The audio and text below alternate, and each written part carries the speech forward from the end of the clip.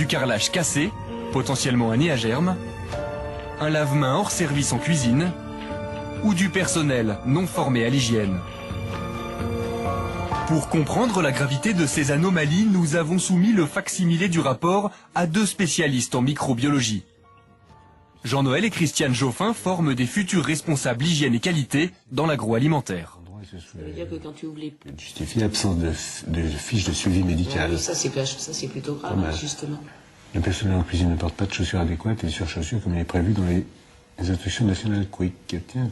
Visiblement, il y a un souci, effectivement, au niveau de l'hygiène. Oui, c'est vraiment un peu étonnant qu'ils ne soient pas un peu plus stricts, puisque c'est quand même un peu la marque de fabrique des fast-foods. Il faut qu'ils soient nets et toujours parfaits.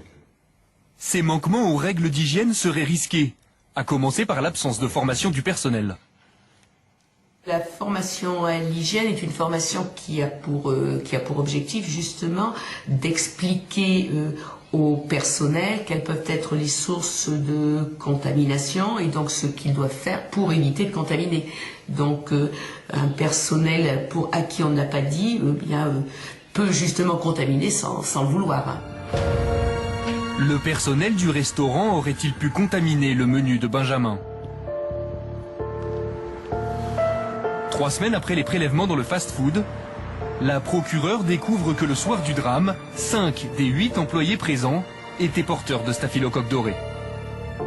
Les expertises bactériologiques ont révélé qu'un certain nombre de salariés ayant travaillé le soir du dîner, consommé au Quick par la famille Orsay, un certain nombre de salariés étaient également porteurs de staphylocoque doré.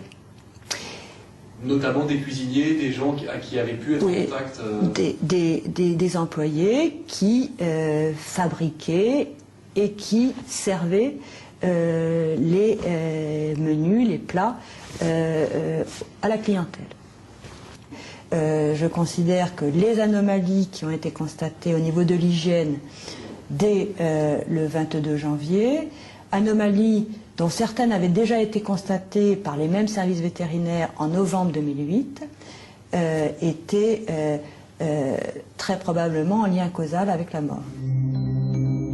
Le 2 mars dernier, Catherine Champ-Renaud a mis en examen le gérant du Quick d'Avignon Cap Sud pour homicide involontaire.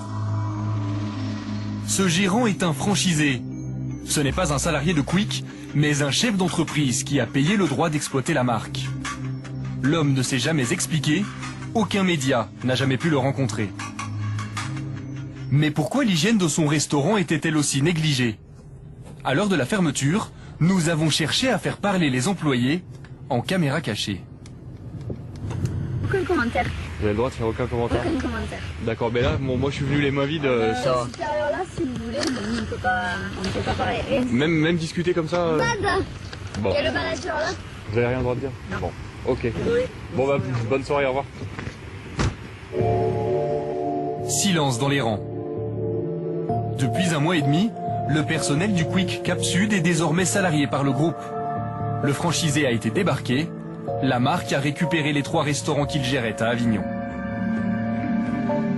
Car le groupe a lancé une contre-offensive.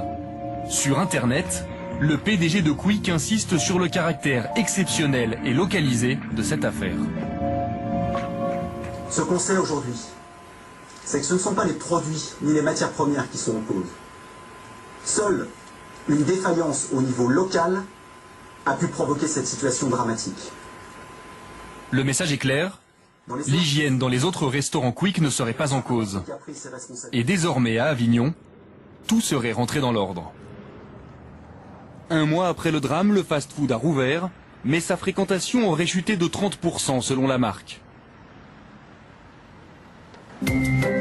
Alors, pour rassurer ses clients, l'enseigne a reçu les médias dans les cuisines du restaurant où Benjamin a dîné pour la dernière fois.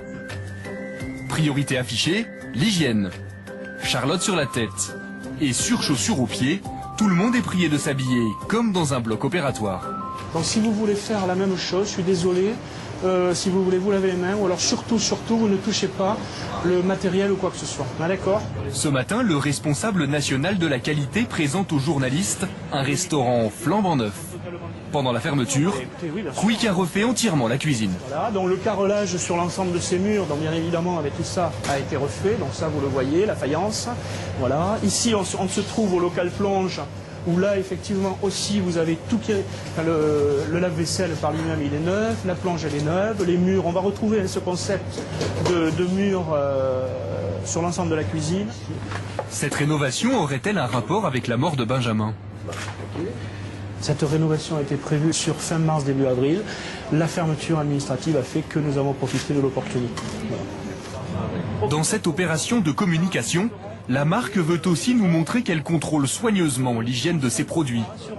Tous les matins, ces 372 restaurants effectueraient 162 points de contrôle avec cette petite mallette. Mais ça, c'est la mallette, effectivement, que nous trouvons dans tous les restaurants, avec tous les outils de mesure et de contrôle. Donc vous avez le thermomètre en double exemplaire, au cas où un a une défaillance, les différentes sondes pour la température à cœur du steak haché, les températures sur les produits, la tare pour calibrer la balance, le réfractomètre pour mesurer le bon calibrage au sucre pour le jus d'orange. Il y a combien de contrôles par an?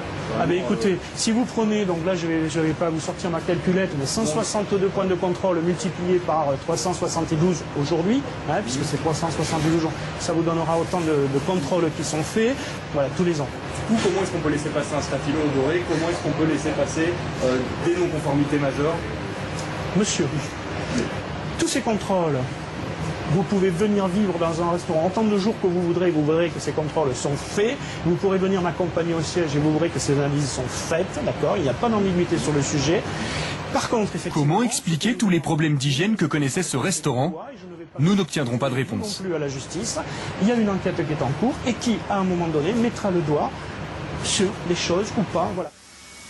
Le franchisé débarqué par Quick aurait-il oublié de se servir de la mallette? Le groupe inspectait-il régulièrement ce restaurant? En dehors des cuisines, voici ce que le directeur de la qualité va nous dire sur l'hygiène de ce fast-food avant la mort de Benjamin.